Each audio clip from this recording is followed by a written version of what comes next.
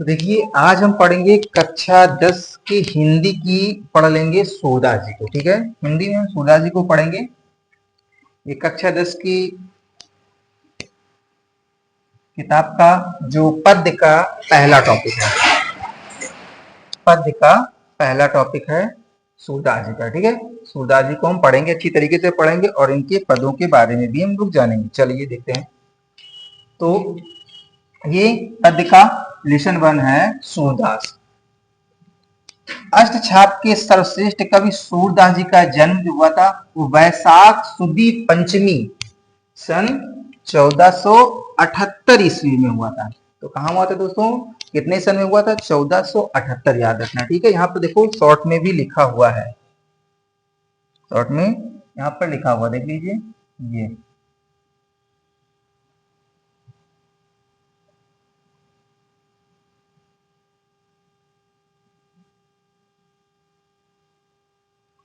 तो देखिए जन्म जो हुआ था वो 1478 में, तो जन्म स्थान था इनका रुनकता, है ना। तो यहाँ पर देखिए कि आगरा से मथुरा जाने वाली सड़क के पास में एक स्थान पड़ता है रुनकता, रुनकता नामक गांव में हुआ था। कुछ जो विद्वान हैं इनका जन्म दिल्ली के निकट सीही गांव में मानते हैं। ठीक है, तो इतना तो याद हो गया होगा कि जो अष्टछाप, ऐसे बोला, अष्टछाप के जो महान कवि सूरदास जी का जन्म 1478 ईस्वी में आगरा से मथुरा, कहा, आगरा से मथुरा जाने वाली सड़क के पास में एक स्थान पड़ता है रुनकता, रुनकता नामक ग्राम में हुआ था। ठीक है, कुछ जो लोग हैं इनका जन्म स्थान सीही गांव में मानते हैं, है ना। और कुछ लोगों का मत है कि जो सूरदास जी थे वो जन्मांध थे, है ना। और कुछ लोग मानते हैं ये जन्मांध नहीं थे। तो इस संबंध में अनेक मत है कि ये बचपन से ही विरक्त हो गए थे और गांव घाट में रह करके विनय के पद गाया करते थे, है ना, विनय के पद गाया करते थे। तो देखिए इतना फिर से एक बार पढ़ लेंगे। जो अष्टछाप के महान कवि, है ना, अष्टछाप को बनाया किसने था? तो विठलनाथ ने बनाया था। विठलनाथ कौन थे? तो वल्लभाचार्य के पुत्र विठलनाथ थे।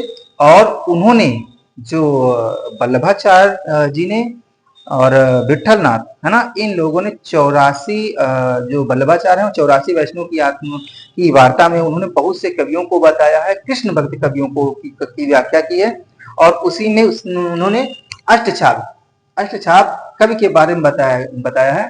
तो ये अष्टछाप के महान कवि रहे हैं सूरदास जी। ठीक है, एक बार वल्लभाचार्य गांव घाट के पास में रुके, है ना, वल्लभाचार्य जी कहां के? गांव घाट के पास में। सूरदास ने उन्हें स्वरचित एक पद गाकर सुनाया। वल्लभाचार्य ने इनको कृष्ण की लीला का गान करने के लिए सुझाव दिया। ये वल्लभाचार्य के शिष्य बन गए, है ना। तो कौन शिष्य बन गए? वल्लभाचार्य कौन थे? तो वल्लभाचार्य के पुत्र थे विठलनाथ। ठीक है, ये वल्लभाचार्य के शिष्य बन जाते हैं और कृष्ण की लीलाओं का गान करने लगते हैं, है ना।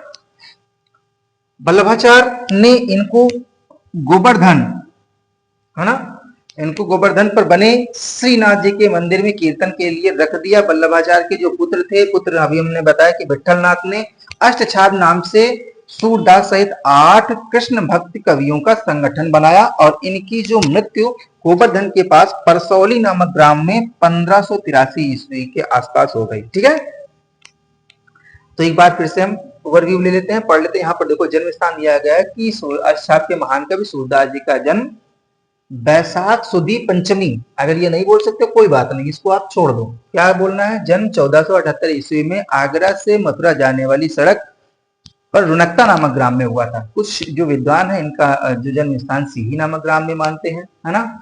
ये बचपन से ही अपने घर से विरक्त हो गए थे, यानी घर से चले गए थे और ये कृष्ण के पद गाया करते थे। एक बार इनकी जो मुलाकात होती है वो वल्लभाचार्य जी से होती है ना, जब गांव घाट पर ये क्या कर रहे होते, कीर्तन गा रहे होते, उसी समय वल्लभाचार्य महोदय जी आते हैं और उनसे इनकी भेंट हो जाती है। वो क्या करते हैं, गोवर्धन के पास में एक श्रीनाथ का मंदिर होता है, वहां पर इनको भजन कीर्तन के लिए रखवा देते हैं। ठीक है, तो वहां पर उसके बाद में जो वल्लभाचार्य के पुत्र होते हैं विठलनाथ जी, वो क्या करते हैं, अष्टछाप एक कवियों का समूह बनाते हैं जिसमें इनको सब सर्वप्रथम माना जाता है ना, सबसे ऊपर रखा जाता है। और गोवर्धन के पास ये परसौली नामक ग्राम होता है, वहीं पर इनकी मृत्यु हो जाती है 1583 ईस्वी में। तो मृत्यु हो जाती है दोस्तों 1583 ईस्वी में। भाषा इनकी मेन थी ब्रज, है ना। शैली इन्होंने मुक्तक शैली का के गे पद का प्रयोग किया। मुक्तक शैली क्या होती है? मुक्तक शैली वह शैली होती है जहां पर छंदों का, अलंकारों का बहुत मतलब अलंकारों से मुक्त होकर के काव्य लिखे जाते हैं, ठीक है। तो ये होता है। अष्टछाप एवं भक्ति काल के महान कवि माने गए हैं। भक्ति काल में कृष्ण भक्ति शाखा के महान कवि हैं, है ना। इन्होंने सूर सागर, साहित्यिक लहरी और सूर सारावली जैसी महान रचनाएं की हैं, है ना। चलिए और देखिए साहित्य में इनका स्थान। तो साहित्य में अगर इनका स्थान देखेंगे, साहित्य में स्थान कृष्ण भक्त कवियों में सर्वोच्च स्थान तथा वात्सल्य रस के पुरोधा के मतलब अद्वितीय प्रयोग किया है इन्होंने वात्सल्य रस का। सूर्य के पदों का संकलन जो मिलता है वो सूर सागर में मिलता है। सूर सागरवली तथा साहित्यिक लहरी इनकी अन्य रचनाएं हैं। सबसे ज्यादा इनकी जो पदों का संकलन इनका सूर सागर में मिलता है, ठीक है। यह प्रसिद्ध है कि सूर सागर में 1.25 लाख पद हैं। कितने पद हैं दोस्तों? 1.25 लाख पदों की रचना की है सूरदास जी की जो प्रमाणिक रचना है। और इसमें लगभग 1107 छंद है, ठीक है। साहित्यिक लहरी सूरदास की है, इसमें 118 दृष्टकूट पादों का संग्रह है। तो इस प्रकार से इनके संबंध में कहा जाता है कि साहित्यिक लहरी सूर सागर, सूर की सारावली, श्री कृष्ण जी की बाल छवि पर लेखनी अनुपम चली, है ना। तो ये काव्य बोला जाता है इनके बारे में, बहुत ही प्रसिद्ध काव्य है। क्या कहा जाता है कि साहित्यिक लहरी सूर सागर, सूर की सारावली। देखो साहित्यिक लहरी इनकी हो गई, सूर सागर हो गया, सूर सारावली हो गई, है ना। श्री कृष्ण जी की बाल छवि का इन्होंने इतना अच्छी तरीके से वर्णन किया है। बाल छवि पर लेखनी अनुपम चली और वात्सल रस का इन्होंने प्रयोग किया है। सूरदास जी की बाल लीलाओं का बड़ा ही विशद और मनोरम वर्णन किया है। बाल जीवन का कोई भी पक्ष ऐसा नहीं है जिसका वर्णन सूरदास जी ने नहीं किया हो। संयोग और वियोग दोनों रसों का बहुत ही मार्मिक और स्पर्शदर्शी चित्रण किया है सूरदास जी ने। सूरसागर का एक जो प्रसंग भ्रमर गीत कहलाता है, और भ्रमर गीत में इन्होंने विरह रस का बहुत ही, विरह यानी गोपियों की प्रेम वश में ज्ञान ऊधो को भी प्रेमी एवं भक्त काल बना दिया। यानी कहने का अर्थ यह है कि भ्रमर गीत के माध्यम से इन्होंने विरह गीत गाया है जिसमें गोपियों को और श्री कृष्ण के बीच प्रेम भाव को दिखाया गया है। तो इस प्रकार से ब्रज जो बाल लीलाओं का वर्णन किया है सूरदास जी ने। तो यहाँ तक पूरा हम लोगों ने पढ़ लिया है ना। फिर आगे थोड़ा सा जान लेंगे।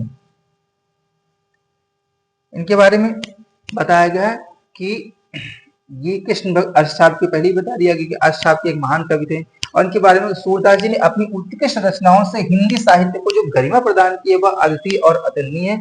सूरदास जी हिंदी साहित्य के दिव्य मान सूर्य हैं, और इन्होंने लिखा सूर सूर तुलसी शशि उड़गुन केशवदास, और अब के कवि खगोत सम जहां तहां करत प्रकाश, है ना। इसमें बताया गया है कि सूरदास जी ने हिंदी साहित्य को प्रतिभा संपन्न कवि थे। सूरदास जी जहां वात्सल्य के सम्राट हैं वहीं पर श्रृंगार को सौंदर्य प्रदान करने में भी समर्थ हैं। तो अपने विरह का भी उन्होंने अपनी रचनाओं में बड़ा ही मनोरम चित्रण दिया है। सूरदास जी का हिंदी साहित्य के कृष्ण भक्त कवियों में सर्वोच्च स्थान है। तो ये पूरी बातें हो गई किसके बारे में? सूरदास जी के बारे में हो गई पूरी बातें, ठीक है। अभी इनके पद भी देखेंगे हम। तो यहाँ से जीवनी आपने पढ़ ली, है ना। एक बार फिर से देख लेंगे जिससे आपको जीवन परिचय का याद हो जाए। फिर से हम याद कराने की कोशिश करेंगे, आप थोड़ा सा याद करेंगे, ध्यान करेंगे, आपको ये चीजें याद हो जाएंगी कि अष्टछाप के महान, कैसे आपको लिखना, अष्टछाप के महान कवि सूरदास जी का जन्म 1478 ईस्वी में दिल्ली से आगरा जाने वाली सड़क पर रुनकता नामक ग्राम में हुआ था, है ना।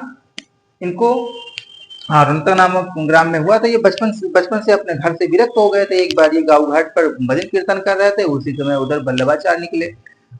बल्लभाचार्य ने इनको देखा, वो इनके पदों से बहुत ही आकर्षित हुए। उन्होंने इनके पदों को सुना। सुनने के पश्चात में वो भी कृष्ण भक्ति की जो कृष्ण भक्ति शाखा के, मैंने बताया था कि 84 जो वैष्णव की वार्ता में इनको शामिल किया।